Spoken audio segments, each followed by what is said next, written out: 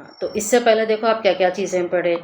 मैं आपको बताई कि अगर 1/a sin x plus b cos x plus c dx ऐसा है, ठीक है, या फिर 1/a sin x plus b है, या फिर 1/a cos x plus b है, तो ऐसे चीज़ों में प्लस b या प्लस कुछ नंबर आ रहा, तो मैं आपको प्रोसीजर बताई थी कि sin x की जगह पे 2t/1 plus T square, cos x की जगह पे 1 minus T square by 1 plus T square, ठीक है, ये चीज़ें डालना है। dx की जगह पे 2dt/1 प्लस टी स्क्वायर। तो ये कब करना है, नीचे डिनोमिनेटर में साइन कॉस तो है, साथ में नंबर जुड़ा हुआ है। अब आपके पास एक क्वेश्चन है, समझो 1/sin x है, √3 cos x है, dx। अब यहाँ पर आप डिनोमिनेटर में देखो साइन एंड कॉस तो है, लेकिन साथ में कोई +2 +3 ऐसा नहीं है। अगर मैं इसको ऐसे मेथड में करी तो प्रॉब्लम, ऐसा नहीं करना चाहिए एक्चुअली, वो मेथड में वो प्रॉब्लम नहीं होता, करना ही नहीं है आपने। तो फिर करना कैसे है बोले तो आप sin x के साथ अगर कोई नंबर है उसको a ले लो, अगर sin x के साथ कुछ है नहीं है तो a क्या हो जाएगा 1, cos x के साथ जो है उसको b ले लो। प्रोसीजर देख लो कैसे करना है, मालूम करो a² प्लस b²। तो a² बोल तो 1 का स्क्वायर 1, b² बोल तो √3 का स्क्वायर 3 हो जाता क्योंकि स्क्वायर रूट कट जाता। तो 1 + 3 क्या होता 4, और 4 का रूट 2। तो ये जो भी वैल्यू आ रही, कभी भी कुछ भी आ सकती, तो जो भी आंसर आ रहा तुम्हारे को करना ये है कि डिनोमिनेटर मतलब नीचे ही उसको मल्टीप्लाई एंड डिवाइड करना। तो इंटीग्रेशन 1/ मल्टीप्लाई करेंगे तो नीचे तो वो /2 हो जाएगा, और डिवाइड करेंगे तो 1/2 sin x √3/2 cos x। तो नीचे का नीचे उसको मल्टीप्लाई एंड डिवाइड करना। तो मल्टीप्लाई तो खैर बाहर कर ले रहे, समझो, डिवाइड क्या करें, दोनों को अलग अलग करें, साइन वाले के साथ डिवाइड अलग हो रहा, कॉस वाले के साथ डिवाइड अलग हो रहा। अब यहाँ पर साइन एक्स के साथ जो वैल्यू है ना उसको कॉस में कब आता देखना है, और कॉस के साथ जो वैल्यू है ना उसको साइन में कब आता देखना है। या फिर आप रिवर्स भी कर सकते, साइन का वैल्यू के साथ साइन में कब आ रहा देख सकते, कॉस का वैल्यू के साथ कॉस में। मतलब समझे कि ये साइन एक्स है, साइन एक्स के साथ क्या है 1/2।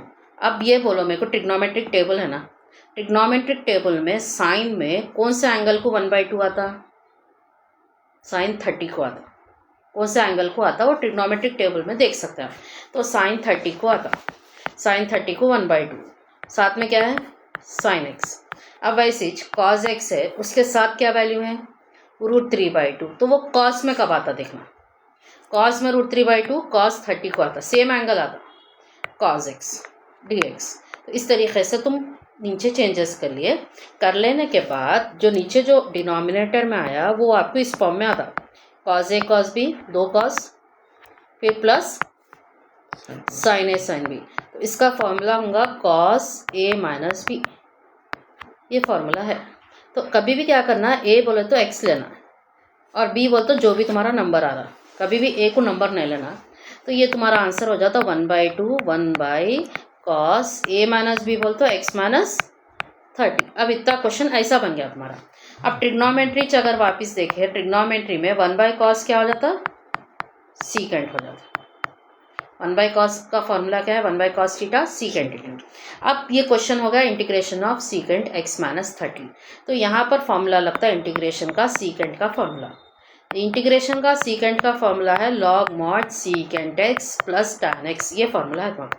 क्या है formula, log mod secant x plus tan x। तो 1/2 इंटू log mod क्या है फॉर्मूला secant x, x यानी क्या है x माइनस 30। हाँ, तो फॉर्मूले में डाले secant x की जगह पे x माइनस 30 प्लस tan, फिर x की जगह पे x माइनस 30 ब्रैकेट बंद mod close plus c, answer हो गया।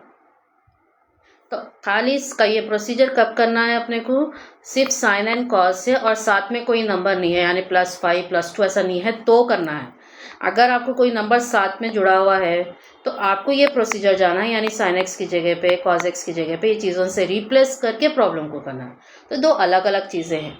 अब आपके पास एक और एक क्वेश्चन है इस टाइप का, integration 1/4 cos x plus 3 sin x। ये क्वेश्चन में और वो क्वेश्चन में कुछ ज़्यादा डिफरेंस नहीं है, प्रॉब्लम को वैसे ही करना है, लेकिन क्या होता मैं आपको बता देती हूँ। साइन एक्स के साथ क्या है उसको ए ले लीजिए एज यूजुअल, कॉस एक्स के साथ क्या है इसको b ले लेंगे, under root A square plus B square निकालेंगे, सेम प्रोसीजर।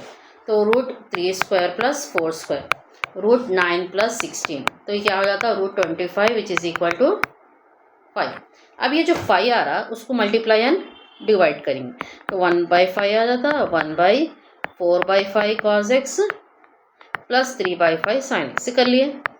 अब मेरे को पहले वाले प्रॉब्लम में क्या था कि 30 के लिए एंगल को आंसर आ रहा मालूम था, लेकिन ये जो 4/5 और 3/5 है ये किस एंगल के लिए आता नहीं मालूम, मतलब एंगल अननोन है इधर।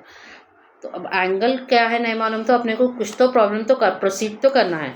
तो आप क्या करेंगे, क्योंकि इतना तो बता दी मैं आपको, कॉस के साथ वाला वैल्यू कॉस में ही लेना है और साइन के साथ वाला वैल्यू साइन में ही लेना है। तो 4/5 को कॉस अल्फा ले लेंगे, क्योंकि मेरे पास एंगल क्या है नहीं मालूम, तो उसको अल्फा कंसिडर करेंगे। और 3/5 को क्या ले लेंगे, साइन अल्फा। तो यहाँ से अपन मालूम करेंगे टैन अल्फा। टैन अल्फा क्या हो जाता, sine alpha by cos alpha. तो साइन अल्फा 3/5 है टैन अल्फा में, और कॉस अल्फा है 4/5, 5 काटे तो टैन अल्फा कितना हो जाता 3/4, और टैन उधर भी जा दिए तो अल्फा हो जाता टैन इनवर्स 3/4। ये अल्फा आपको इस्तेमाल करना है आंसर में, अभी फिलहाल नहीं इस्तेमाल करना है। 1/5 इंटीग्रेशन 1/4/5 को आप क्या लिए, कॉस अल्फा, अल्फा को अल्फा ही रखो, बाद में डालेंगे आखिरी में आंसर में कॉस एक्स। और 3/5 को क्या लिए, साइन अल्फा साइन एक्स। तो ये किस फॉर्म में आ गया, cos A cos B plus sign A sine B.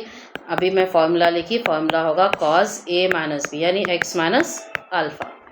तो फॉर्मूला पूरा लगा देंगे। 1/cos को कैसे लिखना बोली मैं, सीकेंट लिखना बोली। और इंटीग्रेशन ऑफ सीकेंट एक्स क्या होता है बताइए, log mod secant x plus tan x. ये सब चीज़ें कर लेना एज यूजुअल।